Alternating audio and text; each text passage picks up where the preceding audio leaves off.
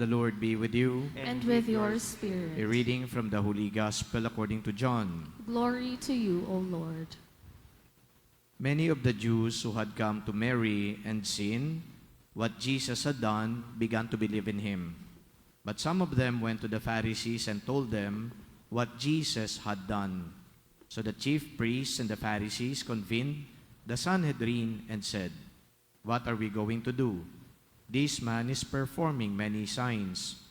If we leave him alone, all will believe in him, and the Romans will come and take away both our land and our nation."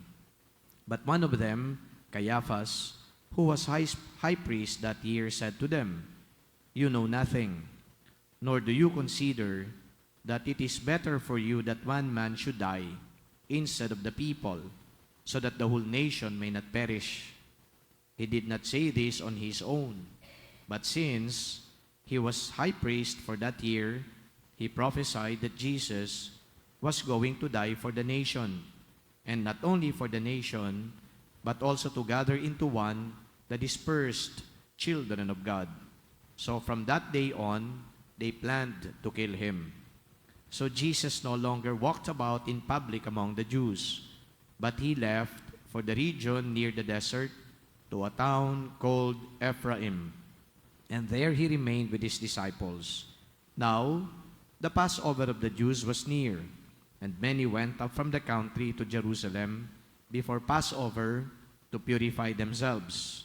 They looked for Jesus and said to one another, as they were in the temple area, "What do you think? That he will not come to the feast?" The Gospel of the Lord. Praise to you, Lord Jesus Christ. The first reading from the book of the prophet Ezekiel, God was telling the Israelites through the prophet that He will ensure unity and peace in the region. Unity among the people. God doesn't want the people to be divided. Kaya sabi niya, yung mga na-disperse na mga Israelita, hindi na to ngayon magiging dalawang region. Magiging isa na lang. You are going to be my people.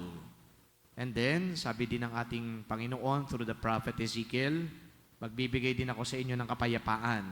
So that was, a very beautiful image of a community. There is unity and there is peace. And who was instrumental in that? It is God. Very, very clear yan. Yan ang pangako ng Diyos. Magkakaroon ng pagkakaisa at kapayapaan. Kung yun ang gusto ng Diyos, tingnan nyo naman kung meron bang pagkakaisa at kapayapaan sa mga tao. So it's very clear also that the will of God was actually violated or contradicted. Anong nangyari? Ang ginawa ng mga tao, sila ay nagkawatak-watak. Ang ginawa ng mga tao, sila ay nag-away-away. Kaya ngayon may digmaan. At dahil may digmaan, wala din tayong kapayapaan. So dito gusto kong i-underscore na kahit na merong kalooban ng Diyos para sa ikabubuti ng mundo, doon sa first reading, para sa ikabubuti ng mga Israelita, ang tao meron din talagang ginagawa para yung kabutihan na yan na dapat na nararanasan ng bawat isa ay hindi po nangyayari. So it is not God who is the culprit here. It is actually the people who are trying to violate or contradict the will of God. Kaya nakikita natin dito ay yung contribution ng tao sa kaguluhan na nangyayari sa mundo. Yung mga tao nagtatanong, why does God allow all these things? Kasi meron tayong kalayaan. Di naman tayo ginawang robot ng Diyos. Kung napansin po ninyo, even in the book of Genesis, anong unang-unang naging kasalanan ng tao? It was a sin of disobedience. So parang ang nature ng tao, disobedient ba talaga? Wala ba tayong kakayahan na sumunod talaga sa gusto ng Diyos? Yung kanyang kalooban ay matupad? So there is always that notion that Christ was very clear in His will for all of us, and yet, the people are not submitting themselves to the will of God.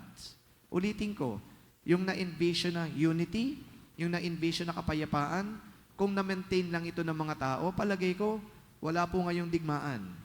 Palagay ko, wala pong mga missile na nagliliparan dyan ngayon sa Middle East. Palagay ko, yung kahirapan na ngayon ay unti-unti natin nararanasan dahil magtataasan na naman yung mga bilihin sa mga darating na araw, palagay ko baka wala din ito. Kaya tama yung sinasabi sa banal na kasulatan na ang Diyos sinanais niya. Even with Abraham, you are going to inherit a land. A land of, filled with blessings. Filled with, the produce of the earth. Di kayo mawawalan, di kayo mauubusan. Pero bakit kaya ngayon, parang ang mga tao lagi may pangangailangan? Bakit ang mga tao parang laging kulang yung kanilang buhay? When in fact, the Lord has given them a lot. So again, yung tao siguro dapat i-blame. Kaya itong Holy Week na to, papasok tayo, kailangan magkaroon ng interior reflection. Kasi hindi natin, kung baga mauunawaan yung mga nangyayari, kung wala din tayong pagtingin sa sarili natin. Well, it's a collective effort. When I speak of collective effort, hindi lang yan ikaw, ako, kundi lahat sana sa mundo ay magkaroon ng interior reflection. Ano ba ang contribution ko sa mga nangyayaring ito sa mundo?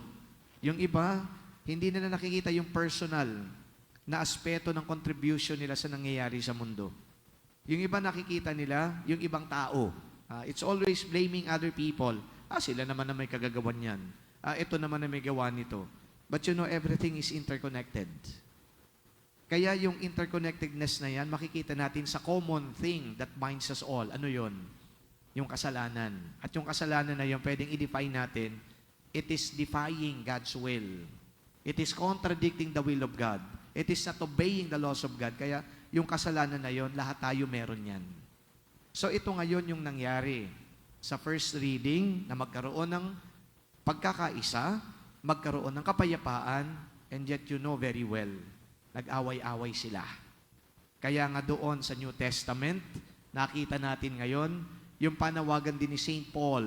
Ang sabi ni St. Paul, bakit ba ang loyalty ninyo, binibigay ninyo kay ganito, binibigay ninyo kay ganyan? Di ba dapat tayo nagkakaisa? Iisa lang naman ang ating Panginoon, si Yesu Kristo.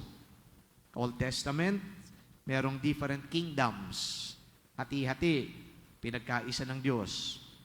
Sa New Testament, nagkaisa na sana during the Pentecost experience. They were united, speaking different languages, coming from different regions, coming from different places, and yet on that Pentecost experience, they were united. And yet, nung pumasok na naman ulit, yung mga attitudes ng tao, iba't iba yan, ayan, nagkawatak-watak. Again, it's the people who should be blamed. And then, when we look at ourselves, hindi tayo isolated sa mga pangyayaring ito. We are involved. Because there is that common thread that binds us together. And what is that? It is sin.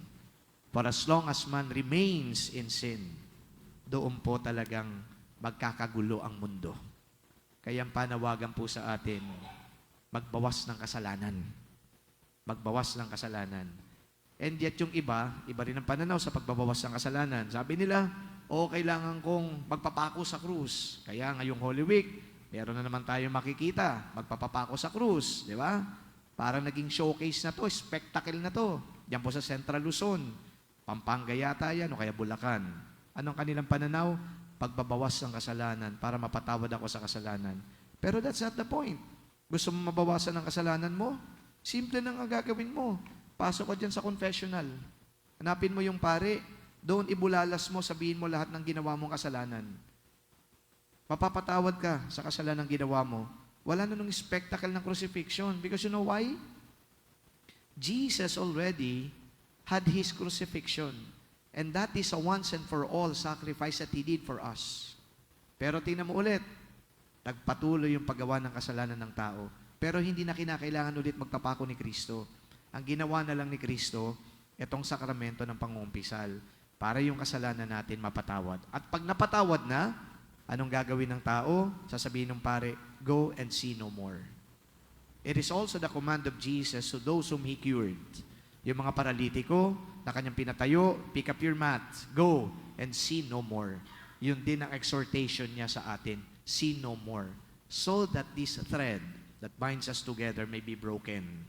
Kasi yung thread na yan, kapag nagdugtong-dugtong na yan, talagang hindi magkakaroon ng pagkakaisa at kapayapaan sa mundo. Because if sin continues to exist, then we are actually going to be chaotic. There will be chaos.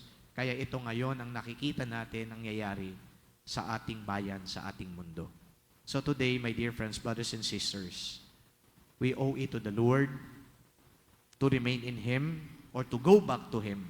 In fact, the call of the Lenten season and the Holy Week is for us to all go back to the Lord. May we find our way back to God. Amen.